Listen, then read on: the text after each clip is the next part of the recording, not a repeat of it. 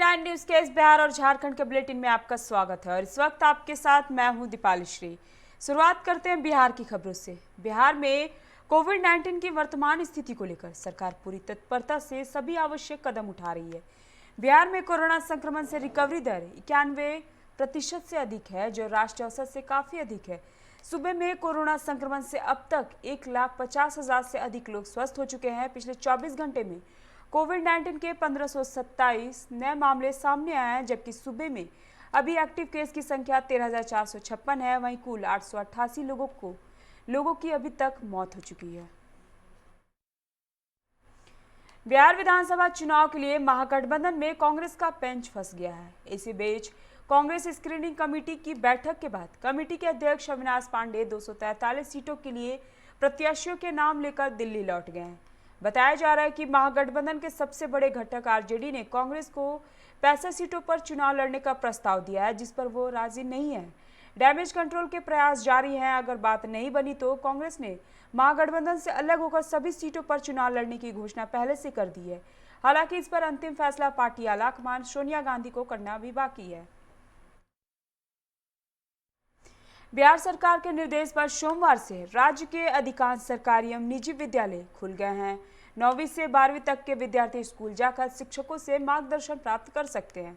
इसके लिए अभिभावक की सहमति जरूरी है। स्कूल पक्षों को आने के लिए बाध्य नहीं करेंगे। नियमित कक्षाओं का संचालन अभी बंद रहेगा। केवल इच्छुक बच्चे अभिभावक की सहमति से स्कूल जाकर शिक्षक से मिलकर पढ़ाई संबंधी समस्या का समाधान कर सकेंगे। वैसे निजी स्कूलों के आंतरिक सर्वे में अधिसंख्य अभिभावकों ने बच्चों को स्कूल भेजने से साफ इनकार कर दिया है। बिहार में चुनाव की तिथि की घोषणा होने के बाद राजनीतिक दलों ने अब अपनी तैयारी और तेज कर दी है। बिहार में नेता प्रतिपक्ष तेजस्वी यादव ने जहां युवाओं के मुद्दे को हथियार बनाया है, वहीं भाजपा ने भी अब युवा मोर्चा को मैदान पर उतार दिया है। भाजपा ने हाल ही में युवा मोर्चा के नए अध्यक्ष को नियुक्त किया, जिसकी जिम्मेवारी युवा सांसद तेजस्वी सूर्या को थमाई गई है। तेजस्वी सूर्या चुनावी कार्यक्रम के तहत सोमवार को बिहार आने वाले हैं। वहीं बिहार आगमन से पहले उन्होंने गृह मंत्री अमित शाह से मुलाकात की है। बिहार विधानसभा चुनाव के मद्देनजर चुनाव आयोग की टीम मंगलवार को राज्य के 3 दिवसीय दौरे पर आ रही है। 7 सदस्यीय टीम में आयोग के महासचिव उमेश सिन्हा, उप निर्वाचन आयुक्त सुदीप जैन, चंद्रभूषण कुमार, आशीष कुंद्रा, पीआईबी के अपर महानिदेशक शेफाली बी शरण, स्वीप के निदेशक शरद चंद्र और निदेशक पंकज श्रीवास्तव शामिल है। टीम के सदस्य मंगलवार को शाम करीब 6 बजे पहुंचेंगे। आयोग की टीम मुख्य निर्वाचन पदाधिकारी और पुलिस के नोडल पदाधिकारियों के साथ बैठक करेगी। उसके अगले दिन बुधवार को सुबह 10 बजे से राजनीतिक दलों के प्रतिनिधियों के साथ बैठक करेगी। इसके बाद इंफॉर्मेंस एजेंसी और दोपहर 3 बजे सभी जिला निर्वाचन पदाधिकारी और 26 जिलों के एसपी, एसएसपी के साथ बैठक होगी। जमुई में एक अधेड़ की अपराधियों ने गोली मारकर हत्या कर दी। घटना लक्ष्मीपुर थाना अंतर्गत काजू बागान की है। शौच के लिए गए अधेड़ को गोली मारकर खेत में फेंक दिया गया है।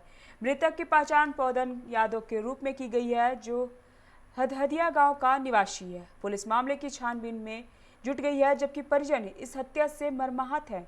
पुलिस मर्डर कनेक्शन पता करने में लगी हुई है। परिजनों से पूछताछ की जा रही है ताकि मामले की जांच हो जाए। बिहार के सीवान में हथियारबंद अपराधियों ने लूटपाट के दौरान एक रिटायर्ड दरोगा की गोली मारकर हत्या कर दी। रिटायर्ड दरोगा यूपी के सलेमपुर थाना क्षेत्र तिलौली निवासी गोरख प्रसाद थे। वारदात जिले के गुठनी थाना क्षेत्र के भटई गांव बताई जा रही है। बिहार विधानसभा चुनाव को देखते हुए मुंगेर मंडल कारा में एसडीओ खगेश चंद्र झा और डीएसपीओ नंदजी प्रसाद के नेतृत्व में छापेमारी की गई। इस दौरान जेल के अंदर से खैनी के खाली डब्बे के अलावा किसी भी तरह के सामान की बरामदगी नहीं हुई है। मंडल कारा में सुबह छापेमारी की गई। विनोद बिहारी महतो कोलांचल विश्वविद्यालय के अधीन धनबाद और बोकारो जिला के सभी 29 कॉलेजों में स्नातक फाइनल सेमेस्टर की परीक्षा सोमवार को शुरू हुई। होम सेंटर पर परीक्षा ली जा रही है। सभी परीक्षा केंद्रों को कोरोना संक्रमण काल से बचाव को लेकर जारी दिशा निर्देश के अनुरूप तैयार किया गया है। परीक्षा केंद्रों के बाहर बांस की घेराबंदी करने के साथ ही 6 फीट की दूरी पर छात्र छात्राओं के खड़े होने के लिए सपोर्ट निर्धारित किए गए हैं। परीक्षा केंद्र में प्रवेश करने से पहले गेट पर सभी छात्र छात्राओं की थर्मल स्क्रीनिंग की जा रही है। परीक्षा भवन में प्रवेश से पहले उन्हें सैनिटाइज किया गया। परीक्षा 2 पालियों में होगी। पहली पाली की समाप्ति के बाद सभी कमरों को सैनिटाइज किया जाएगा। राज्य में कोरोना के 974 नए संक्रमितों के मिलने की पुष्टि हुई है, जिसमें पूर्वी सिंहभूम में सबसे ज्यादा 226 संक्रमित मिले हैं। इसके बाद रांची में 214, बोकारो में 73, गढ़वा में 55, देवघर में 45, धनबाद में 42, पश्चिमी सिंहभूम में 37, सरायकेला में 35 और गोड्डा में 35, पलामू में 32, कोडरमा में 31, लोहरदगा में 28, जामताड़ा में 27, हजारीबाग में 17, गुमला में 15 और सिमडेगा में भी 15, रामगढ़ में 14, दुमका में 10, गिरिडीह में 9, खूंटी में 7, साहिबगंज में 6 और लातेहार में 1 नए संक्रमित मिले हैं। इसके साथ ही राज्य में कोरोना संक्रमितों की कुल संख्या 79,909 हो गई है। वहीं एक्टिव केस 12,433 हो गया है। झारखंड के शिक्षा मंत्री जगन्नाथ महतो कोरोना संक्रमित हो गए हैं। जांच में उनकी रिपोर्ट पॉजिटिव आई है। सांस लेने में दिक्कत होने के बाद उन्हें बोकारो से राजधानी रांची रेफर कर दिया गया। महतो गिरिडीह जिले के डुमरी विधानसभा क्षेत्र से विधायक है। उनका आवास बोकारो जिले में है। बोकारो के सिविल सर्जन डॉक्टर अशोक पाठक ने शिक्षा मंत्री के कोरोना पॉजिटिव होने की पुष्टि की है। धनबाद के हाउसिंग कॉलोनी में बीजेपी नेता अमरीश सिंह ने प्रेस वार्ता कर 22 सितंबर को पुटकी कक्षी बलिहारी निवासी कृष्ण मोदी के पुत्री अपहरण मामले में कहा कि आरोपी तनवीर अंसारी ने इनकी पुत्री का अपहरण कर घर से पैसे और जेवरात लेकर चले गए, जो अब तक घर नहीं लौटी हैं, जिसके लिए उन्होंने पुलिस से मामले में अविलंब कार्रवाई की मांग भी की है। उन्होंने इस मामले पर दोनों समुदाय के बुद्धिजीवियों को सामने आकर मुद्दे सुलझाने की अपील की है। वहीं युवती के पिता कृष्ण मोदी ने कहा कि मैं पुलिसिया कार्रवाई से संतुष्ट नहीं हूं। उन्होंने बताया कि जब वे लड़के के परिजन से पूछने उसके घर गए तो वे लोग 3 लाख रुपए की मांग करने लगे। बोले कि पैसे नहीं दोगे तो बेटी से हाथ धो बैठोगे। कृष्ण मोदी ने उनकी बच्ची के नहीं लौटाने पर आत्मघात की चेतावनी भी देते हुए मुख्यमंत्री हेमंत सोरेन से न्याय की गुहार लगाई है। मोहल्ले के एक लड़के अजहर तनवीर के द्वारा मेरी पुत्री को अपहरण कर लिया गया। मैं थाने में आवेदन दिया जा करके तो थानेदार ने मुझे रिसीविंग नहीं दिया आवेदन का। बेटे अब लड़के के पिता को उठा करके उन्होंने लाया। 22 को भी आवेदन का रिसीविंग नहीं दिया, 23 को भी आवेदन का रिसीविंग नहीं दिया। 24 को जब मैं अपने मित्रों के साथ सहयोग मांगा, वो थाना पहुंचे तो लगभग 11-12 के बीच में लड़के के पिता को वहां से हटा दिया और मुझे रिसीविंग लगभग 1-2 के बीच में दिया गया। जीवित भी है या नहीं है या उसे मार डाला गया है, मुझे कोई भी खबर नहीं मिल पा रहा। मैं सारे लोगों से, सारे समाज के लोगों से विनती करता हूँ। मैं हर दरवाजे पे जाने के थक गया हूँ। मेरी मदद को कोई नहीं करना चाहता है, कोई आगे नहीं आ रहा है। मैं सारे लोगों से विनती करता हूँ कि मेरी पुत्री को सकुशल घर वापसी साथ कहना पड़ रहा है। इनकी पुत्री आज लगभग 8 से 10 दिनों से लापता है। हम लोगों ने बड़ा अपने स्तर से प्रयास किया और उस चीज़ को खुद ढूंढने का प्रयास किया। बहुत ऐसा क्लू जो मिला इन्होंने थाना में भी दिया और आज 8 से 10 दिन हो गए। इस पिता और इस माता का सूद लेने वाला कोई नहीं है। मेरे से जितना बन सकता था मैं खुद कर रहा था अपने स्तर से। प्रशासन ने भी शुरू में सहयोग किया, ऐसा नहीं बोल सकता सहयोग नहीं किया, लेकिन बाद में ना मालूम कैसा प्रेशर में है ये मुझे जानकारी नहीं है, जिसके चलते वहाँ पे जो विषय बन रहा है पुटकी थाना में हम लोग को समझ नहीं आ रहा है। धनबाद में एयर होस्टेस बनाने के नाम पर 6,30,000 की ठगी का मामला प्रकाश में आया है। कोलकाता के एक युवक ने धनबाद, बोकारो और रांची की लड़कियों को अपना शिकार बनाया है। ठगी की शिकार बलटार निवासी पार्वती कुमारी किशकुर ने इसकी लिखित शिकायत धनबाद थाना में दर्ज कराई है, जिसके बाद पुलिस ने कार्रवाई शुरू कर दी है।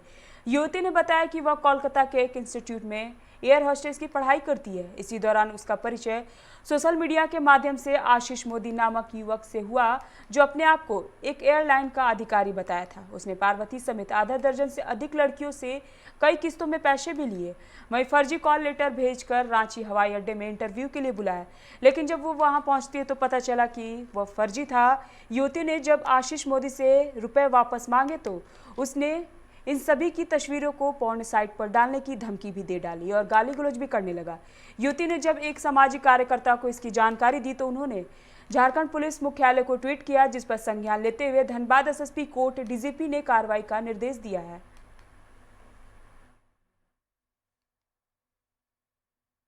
लड़का हमें सोशल मीडिया में मिला था, वो हमें कहता था कि एयरलाइन में आप सबका जॉब लगवा दूंगा।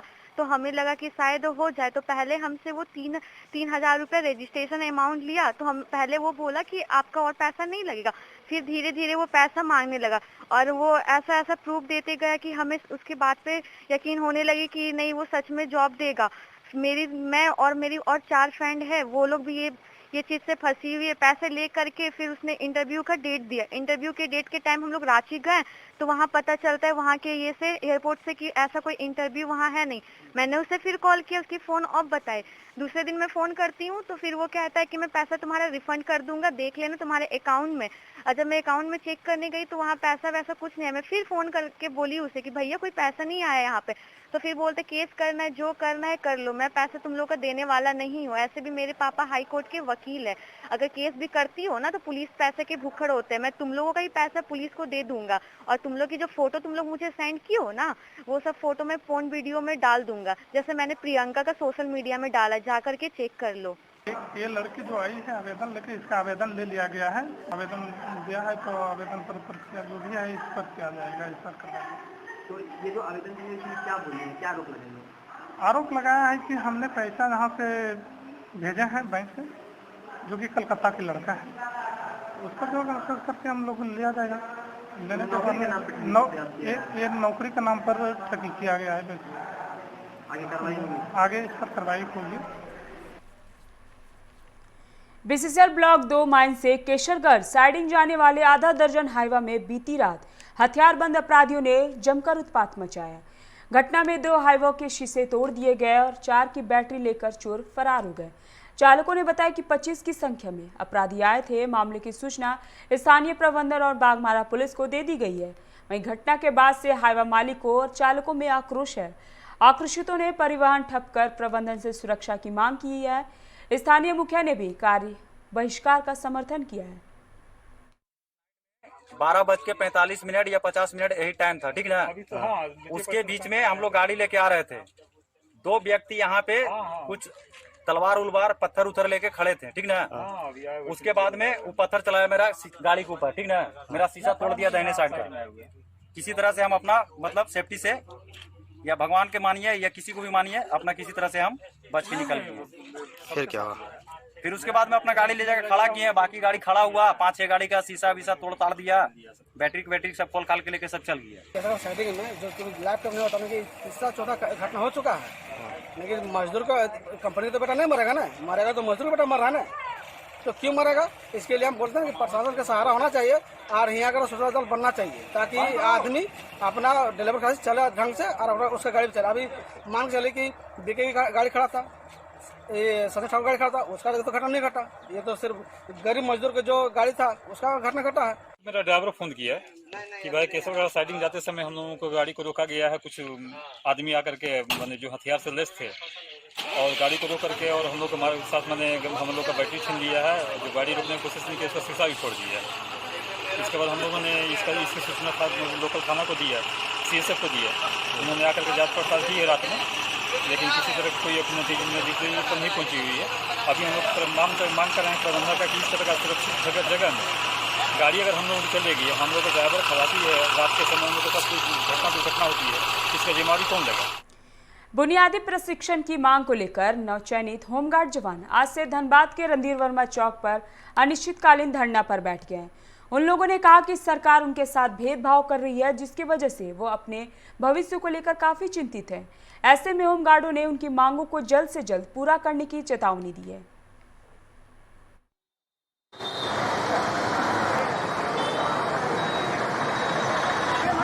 बुनियादी प्रशिक्षण की मांग को लेकर धरना में बैठे हैं। ये गृहरक्षक की बहाली थी जो 2017 में ली गई थी, जिसमें 1068 विद्यार्थियों की बहाली थी, अभ्यर्थियों की, लेकिन उनमें से 735 चुनकर सामने आए। उनका लिस्ट भी निकाला गया। सारी प्रक्रियाएं जो प्रक्रियाएं होती हैं, दौड़, ऊंची कूद, लंबी कूद, थाना वेरिफिकेशन, मेडिकल और जो भी प्रक्रिया होती है सारी प्रक्रियाएं संपादित हो चुकी हैं। सिर्फ बुनियादी प्रशिक्षण बचा हुआ है। इसलिए इस मांग को लेकर, चूँकि हमारी ये वाजिब मांग है, हमने परिश्रम किया है, हमने पसीना बहाया है, तब जाकर आज इस मुकाम तक पहुँचे हैं।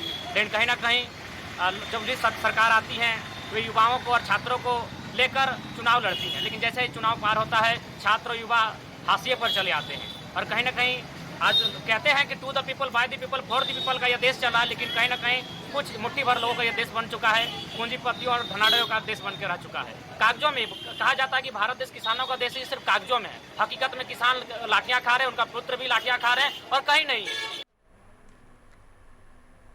हजारीबाग जिले के चौपारण थाना क्षेत्र के जीटी रोड केसट के समीप एक कंटेनर हाई वोल्टेज बिजली की तार की चपेट में आ गया।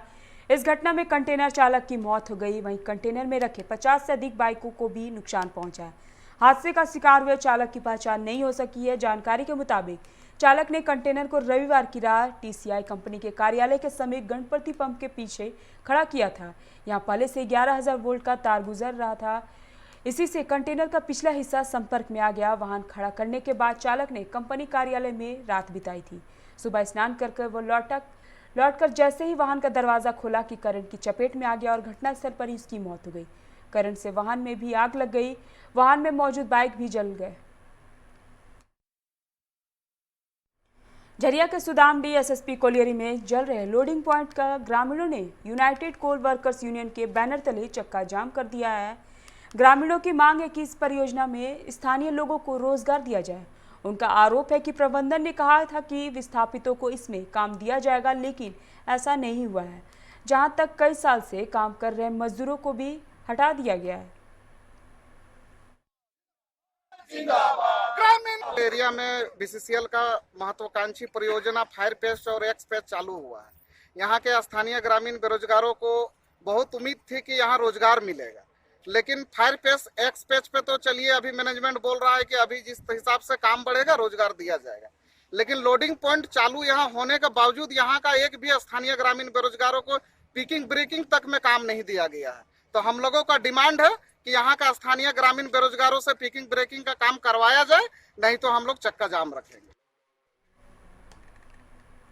स्थानीय लोगों को रोजगार देने की मांग को लेकर निरसा के कालूबथान में संचालित मेगा प्रोजेक्ट अडानी और आहूजा कंस्ट्रक्शन ग्रुप के समक्ष मजदूर नेता सुकेश बनर्जी के नेतृत्व में ग्रामीणों ने प्रदर्शन किया। साथ ही कंपनी पर मजदूरों के शोषण का भी आरोप लगाया गया। ग्रामीणों का कहना है कि कंपनी बाहरी लोगों को काम पर रखी गई। इतना ही नहीं, जो लोग स्थानीय यहाँ काम कर रहे हैं उन्हें पीएफ, ईएसआई नहीं दिया जा रहा है। इसके अलावा मजदूरी भी कम दिया जा रहा है, जिसका ग्रामीण एकता मंच ने विरोध किया है।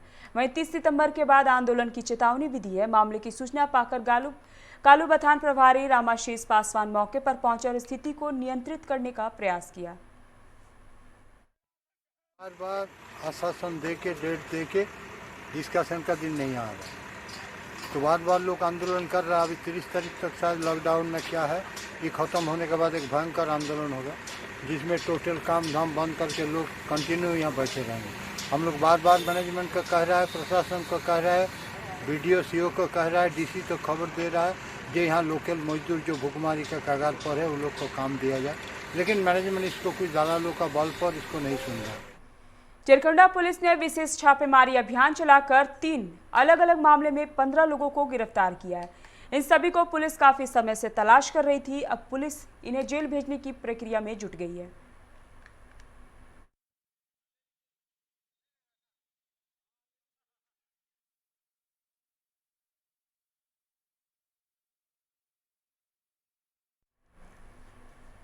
अभी के बुलेटिन में फिलहाल इतना ही। तमाम खबरों के लिए आप बने रहिए 99 न्यूज के साथ। नमस्कार।